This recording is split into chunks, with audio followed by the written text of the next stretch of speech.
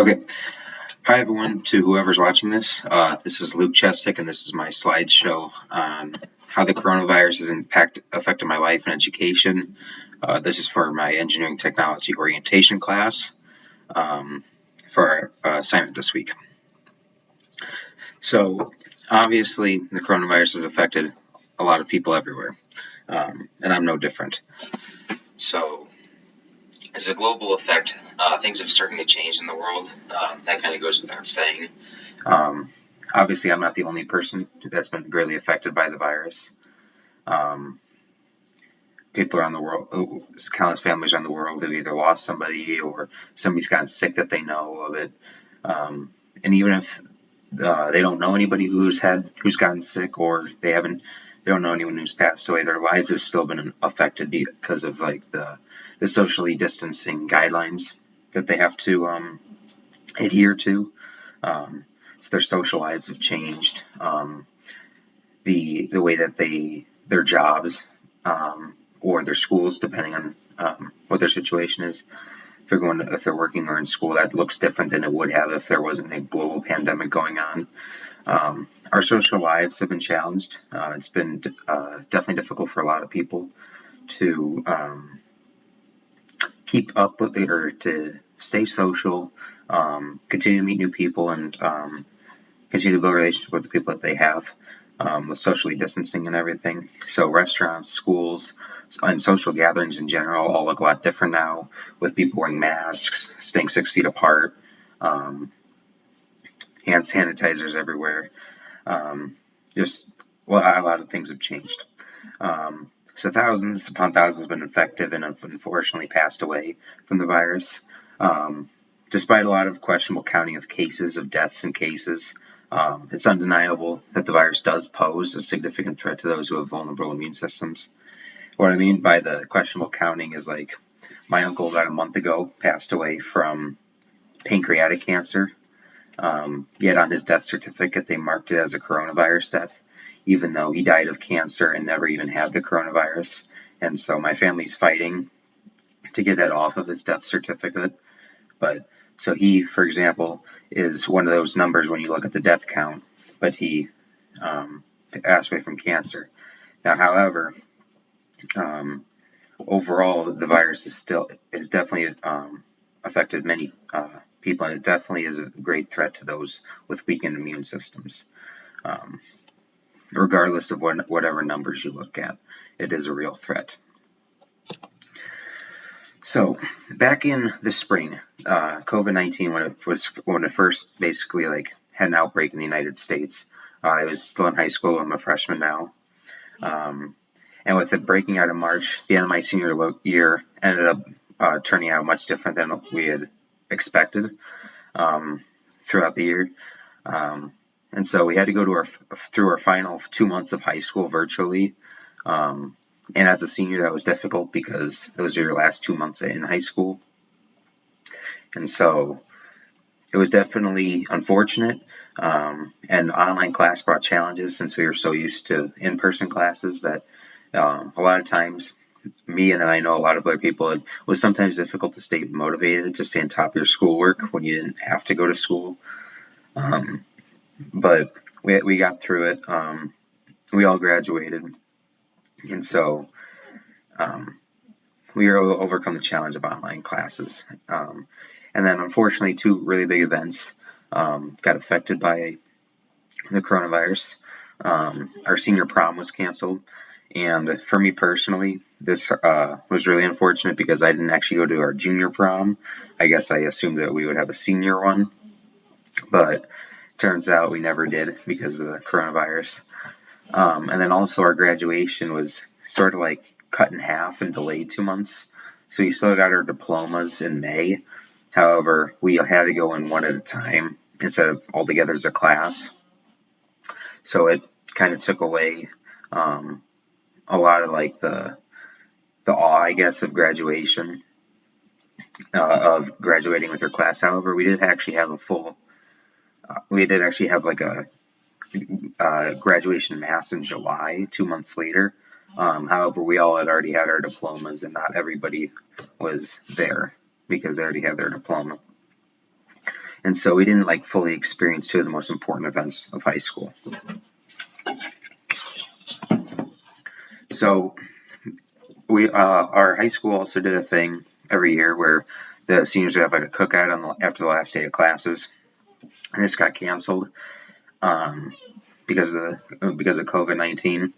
And so because it was canceled, me and my friends got together at one of my friends' houses, and we had our own cookout after like we were all done with our virtual classes on that last day.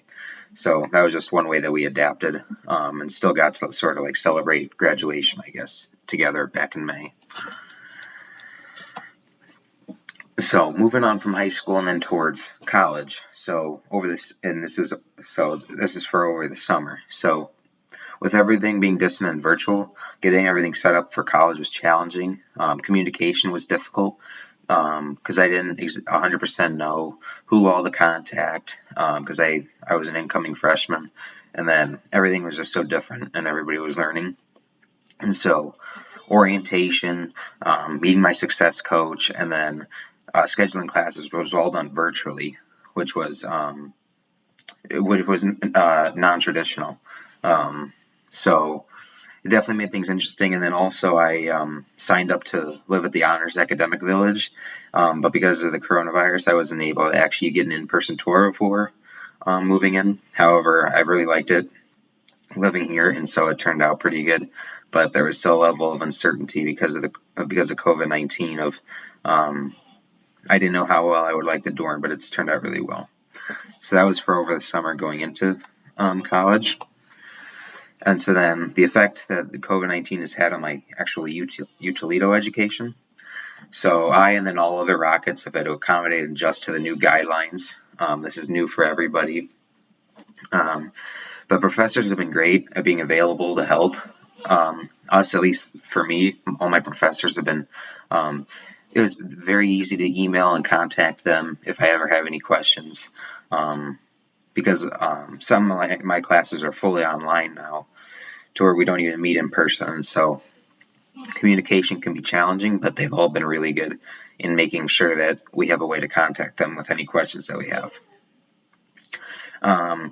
So having half of classes virtually is definitely different than what a lot of people would have, basically the usual college experience. However, there are obviously some cons with that. I guess it's different, but it also has brought me some benefits because with my 9 a.m. classes, they're all virtual, and so I get to actually sleep in longer because I don't actually have to go to the class. So actually having a virtual class at 9 a.m. has actually been a really good thing for me because it allows me to get more sleep in the mornings. So despite the challenges, I believe I've settled into the UT community pretty well. I feel like I belong here at this campus, and then despite everything that's been going on, I feel like I fit in here.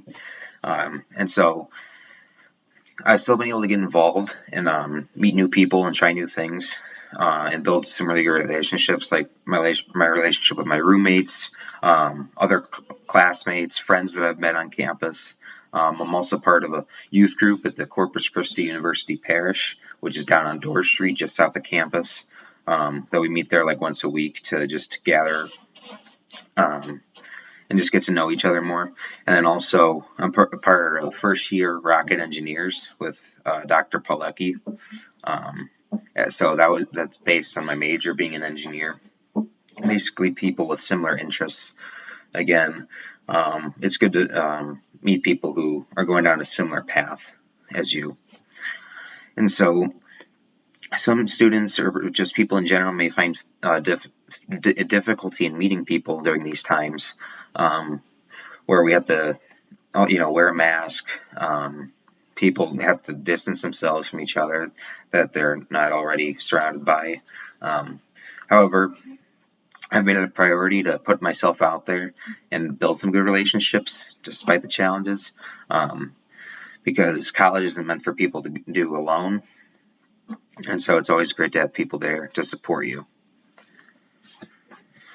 Okay.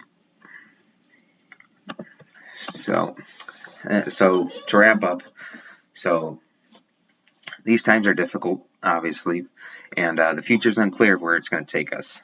Um, we don't know if there will be a vaccine coming or what's going to happen. Some people say that a lot of the news craze will go down after the election, but we don't know what's going to happen.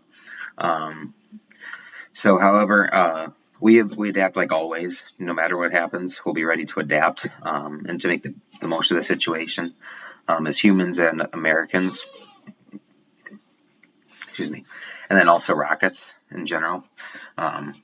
When it's the catchphrase is rockets, we fuel tomorrows. So no matter what the future holds, we'll be ready. We'll be fueled to take on whatever challenges may come. And so currently right now I'm doing pretty well in all my classes, despite having like social or distance learning, some virtual classes. I've still been able to succeed in them, put my best effort in. And so if I'm succeeding in a pandemic, I'm confident that I can succeed in any scenario, really, that will come along in the next 3.5 years of my time here at UT. Because I know that the staff here at the university is great at supporting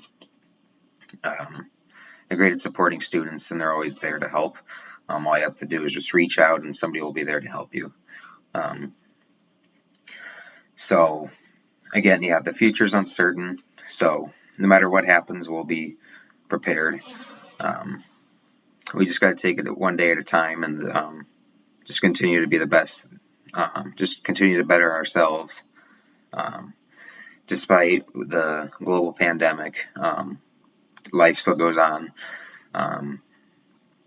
So that's basically my motto. Just keep pushing. Just make sure to just always be taking steps forward in your education, even not even just your education, but just as a person in general. Always be bettering yourself.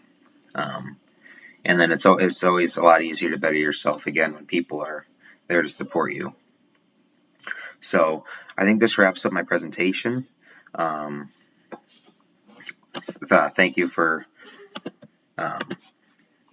listening, I guess, to this recording. And have a good day.